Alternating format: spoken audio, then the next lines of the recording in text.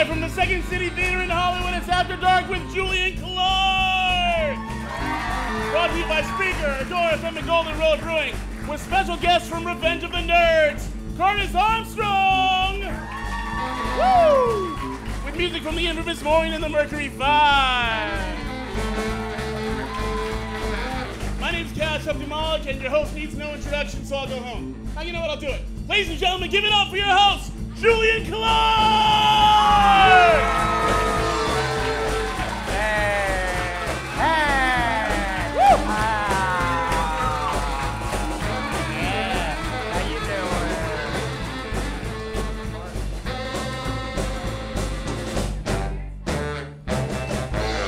Hey guys, how we doing tonight?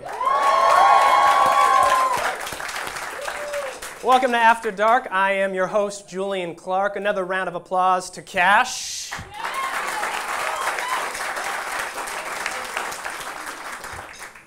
How you doing tonight, Cash? Oh, I'm drunk. Good. Good.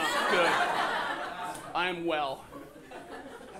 Maureen, ladies and gentlemen. Woo! You're drunk too. Always. Maureen, how you doing tonight? I'm doing really well. You know, I finished my taxes. Nice. And I'm feeling very fiscal and very frisky. Ooh. Mostly frisky. Okay. That is very hot. I do what I can. How'd you do this year on your taxes? Well, you know, I'm puzzled because my net income was really high, which is funny because I don't even fish. Those are the kind of jokes you're getting tonight, folks, so strap in. Guys, Curtis Armstrong is here. Yeah. Revenge of the Nerds. Big fan. Big fan, too. A lot of stuff has happened since our last show. We'll jump right into it. The AMC movie theater chain scrapped its idea of attracting millennials to its theaters by allowing moviegoers to text while watching films. This plan was introduced after movie studios abandoned their first plan to attract millennials, making decent movies. Bang!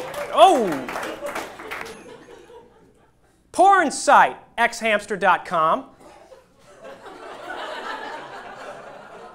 has blocked access to all North Carolinian consumers because of the state's new anti-LGBT law. That's what you get. That's what you get. No porn. In other news, North Carolina has been reporting their fastest internet ever. Just get my homepage like this. Yeah, you get it. I get it. An octopus named Inky escaped a New Zealand aquarium by slipping through a small drain pipe that led to the ocean. All employees have now been sworn to never show the film Finding Nemo to any of the animals ever again.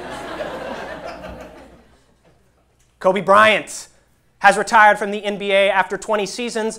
Laker part owner Jeannie Buss said, "Now we can rebuild the team like we wanted to when his talent retired 2 years ago." Oh. That's right. That's the one. How dare you, Kobe Bryant. Come on. He's having a hard time. He's having a hard time with all his those millions and millions. of dollars. He's doing well. Guys, everyone's favorite person, Sarah Palin, claimed she is as much a scientist as Bill Nye, who is an actual scientist. She said those words during a speech she gave in Washington, D.C. about climate change. When asked what made her a scientist, she said, "I can see protons and neutrons from my house." And that's all the jokes we wrote! Hey guys, welcome back. You guys, baseball season has officially started, and baseball commissioner Rob Manfred recently said that the MLB needs to do more to appeal to a younger demographic. Here to comment is an MLB marketing exec, Rex Goldstein. All right, I need my medicine. Pleasure to be here, Julian. Absolute pleasure. Nice. All right, gonna have my seat. Rex, welcome to the show. I'll get right to it. The average age of a person watching baseball is 63 years old. Ooh. So what does the MLB plan to do to appeal to a younger demographic? Julian, baseball is 140 years old and it needs to get with the times. What with the fancy jukeboxes and radio shows. So I propose we change the language of the game. Okay, you mean like changing the actual terms? Bingo was his name, oh Julian. I think we should call home runs grandstand gigglers. Grandstand... Nothing. All right, forget it. Grandstand gigglers? Yeah. What are you, like a hacksaw? I'm hearing my own voice back. Grandstand gigglers. And you know what strikeouts are called? What? Wooden whistle blowers. Makes a whistle when it hits the bat. Makes sense. Okay, so what about RBIs? Oh, that's a Rotten Betty Ibanez. It's the woman that broke my heart after the war. Rotten Betty Ibanez, RBI, logic. Okay, you know what? I'm sorry, none of this is making any sense. Of course it does. What do you take me for, a German handjob artist? Look, I've been in the MLB for over 70 years. That's longer than the dirt road to an Appalachian's pygmy mansion. Wow, you actually look great for your age. What's your secret? Oh, well, like the old saying goes, vitamin D and hooker hearts. Okay, so outside of changing the terms, what other measures is baseball planning to do? Well, now you got the eggs in your coffee. I'm liking the way you think, you Siamese trolley cat, you. Next proposal? Cutting the season short. Well, that actually makes sense. The baseball season is 162 games. That's right, righter than a Vietnamese rain on a Normandy beach invasion. Now, we're going to cut the season by 30 games, which will give our World Series champions time to do the Devil's Rickshaw with Freddie Boom Boom Cannon on American Bandstand. You feel me? I have no idea what you just said. Oh, I see what you are, you Ovaltine Weisenheimer, you. No, I'm not. Are you a catfish's midwife? No. A Portuguese liver donor? No. Okay, I got something that's going to knock your socks off, you narcoleptic hamster, you. We're going to time the innings. Okay, well, that actually makes a lot of sense, too. The average baseball game is up to 3 hours, so it's easy to understand how a younger audience could get bored watching a full game. Exactly, and with this extra time, you'll be able to get home early for your wife's pot roast, then beat the shit out of your kids, put them to bed, read the sports page, and get head from your wife. America's favorite pastime. Ooh. We're talking about baseball, right? I am if you are, you sweet Tennessee tangerine. Okay, you know what? I can understand how baseball has trouble attracting younger people with jokers like you working at the top. Oh my God, you're gonna do me like a dirty cow pie at a Louisiana farmer's market on DeLongpra? That doesn't make sense. Nothing you've been saying has been making sense, and now we gotta go. We have no more time left. Oh, come on, Julian, baby, you gotta give me another chance. I got an idea. It's gonna impress you more than a rooster doing cocaine off of FDR's lame legs. Come on. Okay, fine then, but it better be good. It's gonna be better than Greta Garbo giving whoopee to my pee-pee. We get all right. Ban minorities. Rex Goldstein, everyone! Yeah.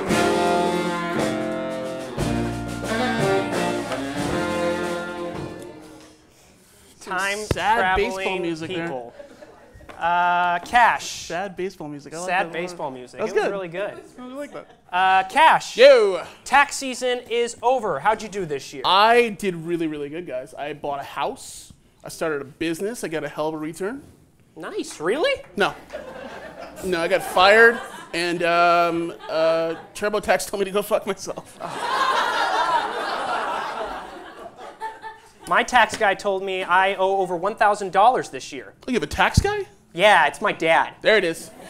Anyway, celebrities have to pay their fair share of taxes just like the rest of us, which leads us to our next segment, Celebrity Tax Write-Offs. Celebrity. Tax. Write-offs. Marine and the Mercury 5, everyone.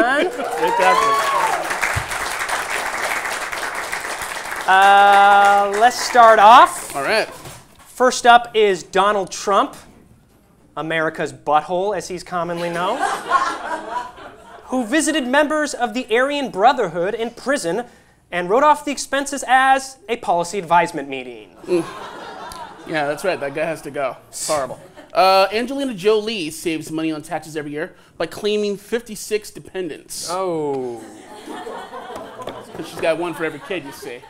She's a hoarder, but with children. Yeah, that's the joke. Moving on, Kanye West was able to write off every piece of clothing he bought in 2015. How's that possible? Because he invented fashion. The proof is on his Twitter page. Yep, I get it. Of course. Kim Kardashian wrote off subscription to Browsers.com as career research. No, I have no idea what that is. I do. Tom Cruise had lunch with Katie Holmes, or as he referred to it on his tax forms, a Scientology exit interview. She's a good girl. I'm glad she got out. Me too. I think she's cute. Dawson's Creek, best television ever. Okay. Harrison Ford has a write-off because he bought a whole bunch of garbage bags covered in shit, and he wrote that as a write-off for Indiana Jones 5 research. Wait. Why would anyone buy garbage bags full of poop? You're thinking way too much about it. Okay, finally, Bernie Sanders paid $600 to fly coach on Spirit Airways and didn't write it off because... Everyone should pay their fair share. Everyone pays the same price. That's it. That's my plan. Let me say this. How much you pay for your phone? $170. $50. Everybody pays $50 for the phones. This is my Bernie Sanders. Black Bernie Sanders. That's it. Go ahead and clap.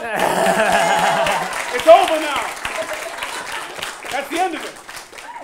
You want to hear my Hillary Clinton? I really do. Ha ha! I'm having a great time tonight.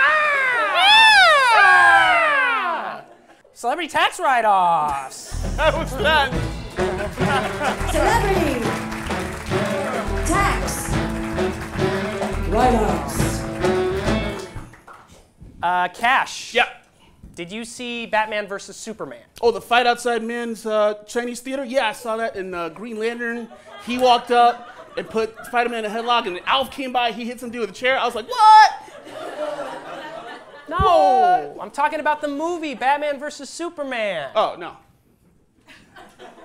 Well, anyway, it's been getting terrible reviews with a lot of people complaining that they weren't able to follow the plot. Fear not! Blood Splinter Woman is here! Who? Who? Wherever cliffhanger dangles, wherever storyboard and storyline are left hanging and dropped for dead, I shall be there to unravel, detangle, and demystify, for I am Plot Explainer Woman!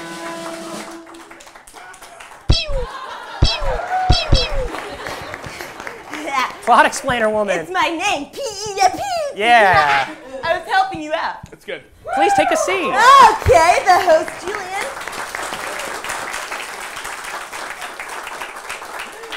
He's asked me to sit down so that he can acquire more information from me in a comical and comfortable way. Well, thank you so much for that. Yeah, you're welcome. So, Plot Explainer Woman.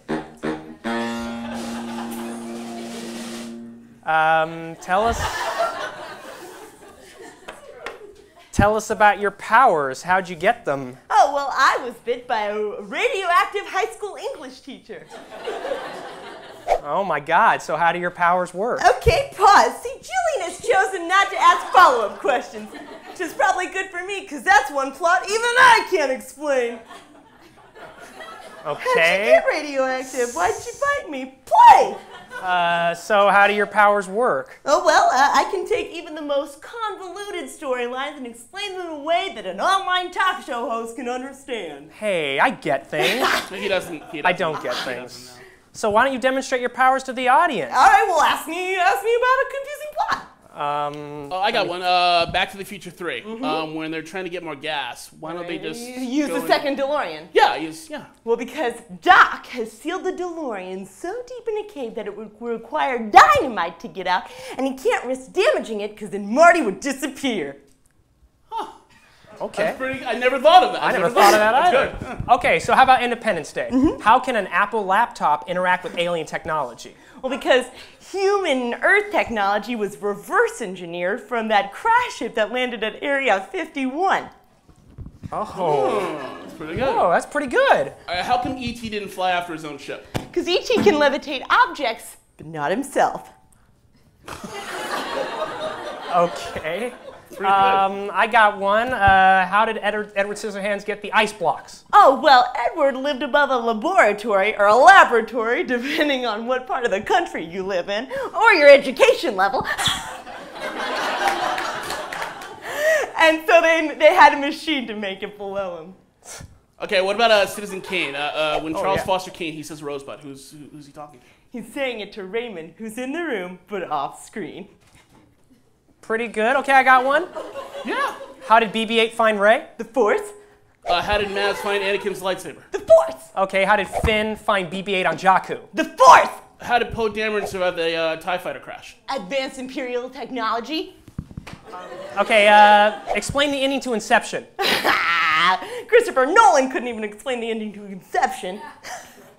Okay, why did the old lady in the Titanic drop her necklace off the boat? Oh, okay, well that sounds like a job for my trusty sidekick, Theme Boy. Hold on, my phone's ringing. Embarrassing. Yes, Commissioner? This is my boss. Okay, I'm on it. Sorry guys, I gotta go. A group of sorority chicks just got really stoned and watched Donnie Darko. It's gonna be a long night. Plot explainer woman, everyone!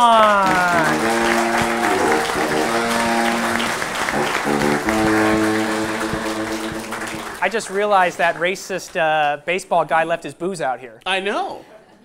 You want to have some? No. Think it'll make you racist? Probably. I get it. Hey, guys, Curtis Armstrong.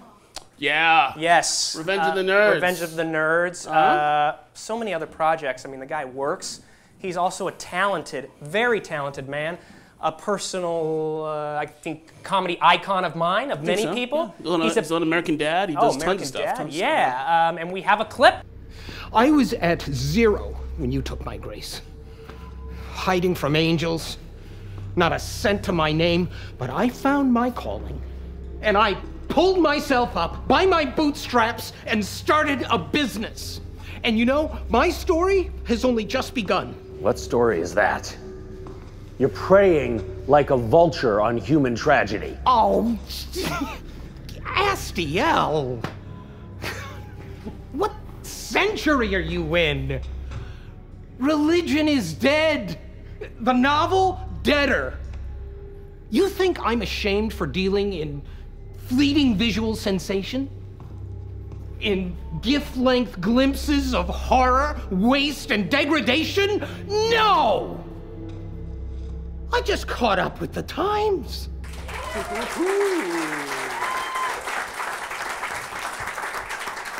We're like, this guy is really, really funny, and then... Then we show this. Then we show that. Ladies and gentlemen, Curtis Armstrong!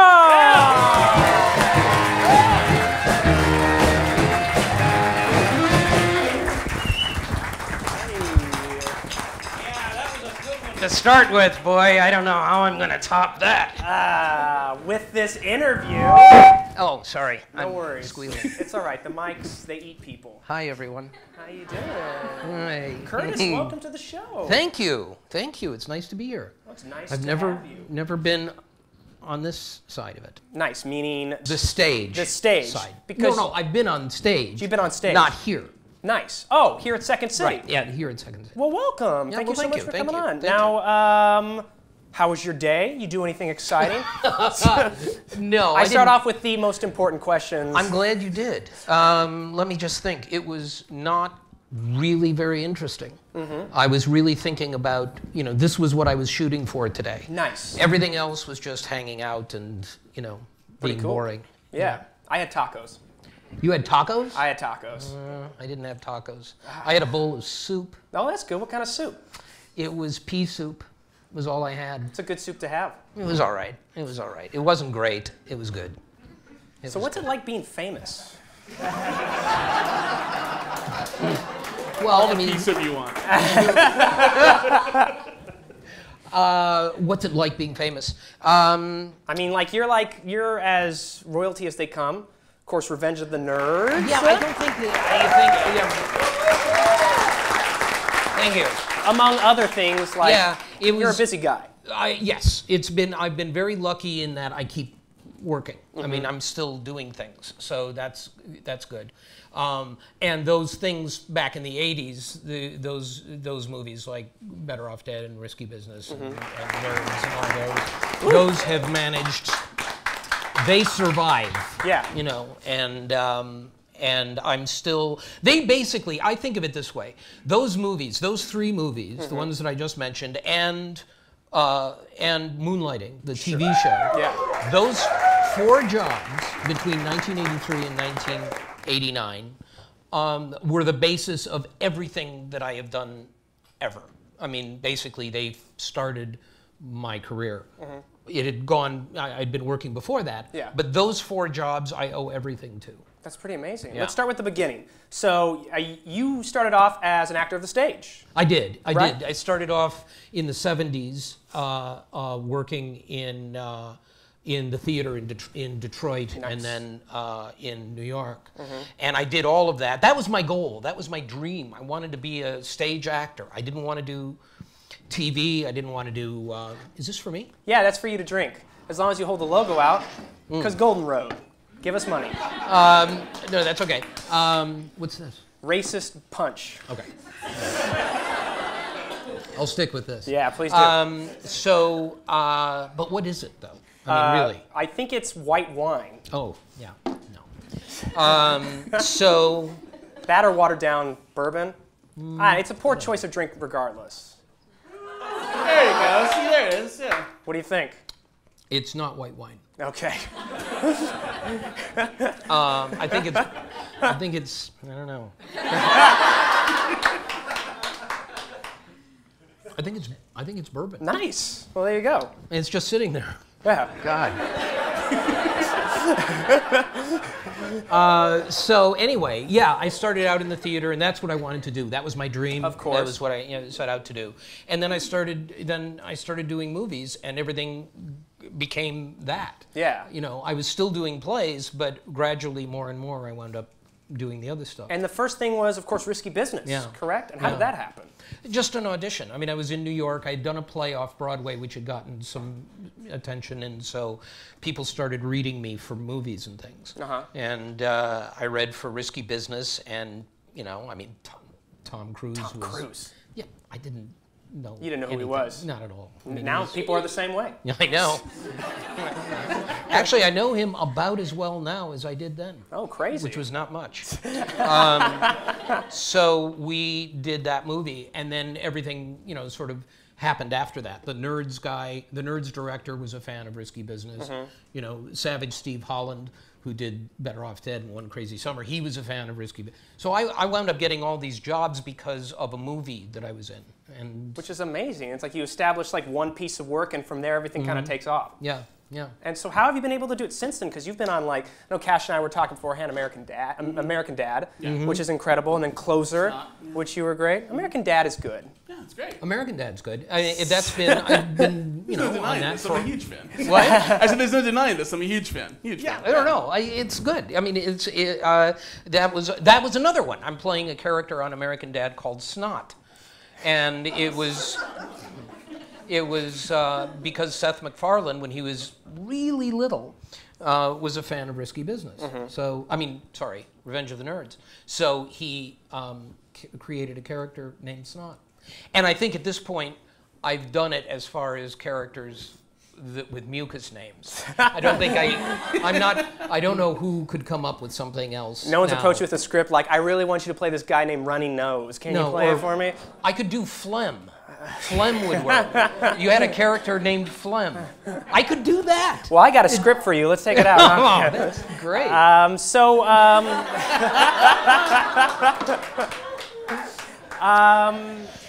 So what other projects do you have coming off? Anything exciting? Well, I'm still doing New Girl. Nice. Which I've been doing for about 4 years. That's wonderful. Zoe Deschanel. Zoe, who I love, and that's been really fun, a good job. I'm still doing Supernatural, where I'm playing the evil Metatron. Nice. And so those jobs have been running for about 4 years.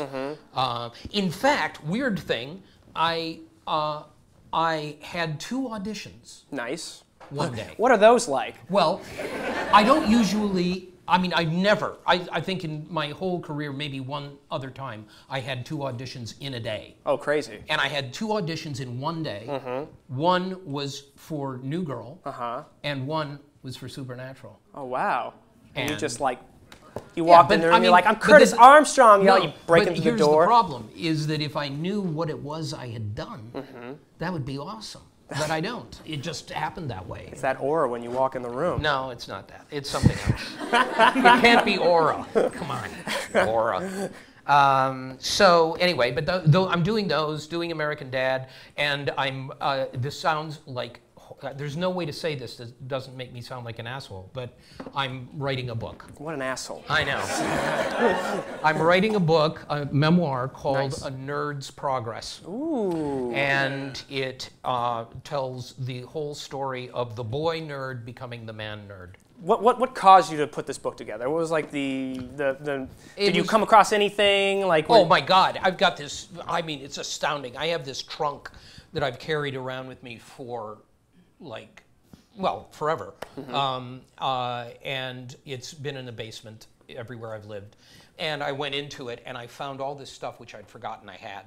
And some of the stuff was like, I had, on Risky Business, I had kept a journal, a daily journal, pitiless detail in this journal about everything. Craft services, everything? Everything, because I'd never had such an experience, you know. I wanted to remember it all since I was sure that this was the only movie I would ever do. So, I mean, you know, it's like you do when you start out and you get a job and you think, well, they're going to find out I was a fraud, and it was all a huge mistake. So I was expecting to be fired, and then I wasn't, so I said, I better remember all this. So I kept it, and kept all of this information, 3 big journals. Books of stuff, yeah. And, you know, stuff like that. So, you know, thank God I'm sorry. I just saw somebody. I'll finish my sentence and then I'll get back. But I found, you know, this thing about Risky Business, all of the details. And my memory, such as it is, I don't even need it. Oh, that's awesome. It's all there. And when is the book due out? It is going to be published next summer. Nice. Not this summer, and it'll be St. Martin's Press. Perfect. And we'll see where it goes. Hit up your Barnes & Nobles, y'all. Hit up your Barnes & Nobles. Y'all. Yeah. And I wanted to say that this is Diane Franklin, and she was she was in Better Off Dead too, playing the charming French student, and her beautiful daughter works here. So there she is, and looking no different. Oh, nice. It's only been 40 years. All right, you guys, get a room. Come on. All right. Curtis, we get a lot of aspiring comedians to our shows. A lot of young actors. What kind of advice do you have for them? Here's the thing. Well, the problem when you've been around as long as I have is that even if you could remember how to get in, it's not the same way anyway. And so, you know, because I went through the stage route, to get into it the way that I did would be, I don't even know if you can do it that way anymore. Yeah. Gotta have a YouTube channel. Huh? Gotta have a YouTube channel. Yeah. See, I don't know how to do that. Yeah, neither do we. I have one. But I Wait, don't you know have a how YouTube channel? I do, but I don't. What is it? No, I don't really. It's just like the most epic sketches. I'm fucking with you, really. I don't okay. Can we take some questions from Twitter for you? You may. All right. First up is from Troy S. Collins. If they were to reboot or remake one of your projects, which project would you want to reboot? What project? Okay. I'll say Bad Medicine. Okay. No one knows Bad Medicine, which is why that would be my choice. Okay.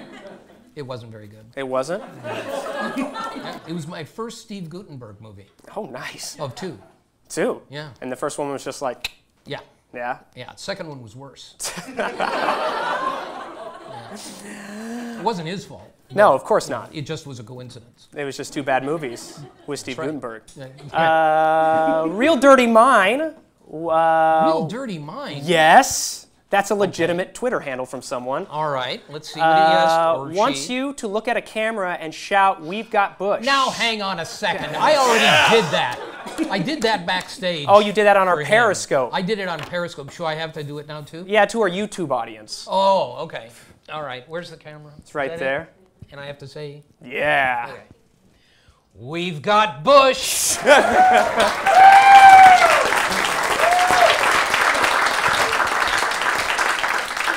I have to say, Cash and I were talking. Oh, it's so good. You know, like you are like such an icon to so many people. Like, especially being like someone who, because you know, Cash and I, we try to work. Yeah. And to be a guy who like not only has been in some of the most iconic films of all time, but to like keep working, and it's like you're on show after show after show. I'm like, you know, like, you're good, man. That's what I mean, it sounds like you're making it up and you're just saying what everyone says about being lucky and all of that. And, you know, it does have an enormous part to do with it. And it's also just the fact, well, and that's the other part of the luck. It's not, it's the fact that there were these original things that people remember. And then they go, oh, I'd like to work with him. I mean, these are all, why I'm working now is because of people like Seth MacFarlane who were kids when they saw me originally. And then they get to, you know, they're running their own studio and they say, I know who I'd like to work with. You know, and you're if like, he can still I'm coming talk, in. And there I am. Your book is coming out next summer. Next summer, A Nerd's Progress. Nice, and I believe our show will still be around, I hope. It will still be here. And if it is, If it is, I'll come in and do dramatic readings from it. Oh, nice. Curtis Armstrong, everyone! Thank you for watching After Dark with Julian Clark. Thanks to Golden Road Brewing, Spreaker, Adore FM, and Second City Hollywood.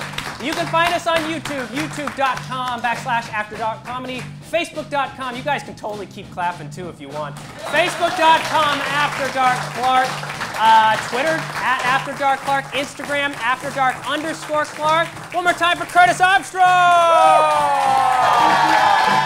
Cash! Marina Thank the you. Mercury 5! I'm Julian Clark, good night!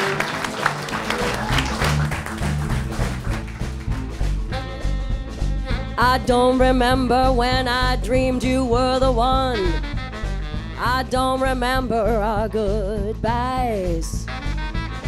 I thought my bed was much too big, but I was wrong. Like Goldilocks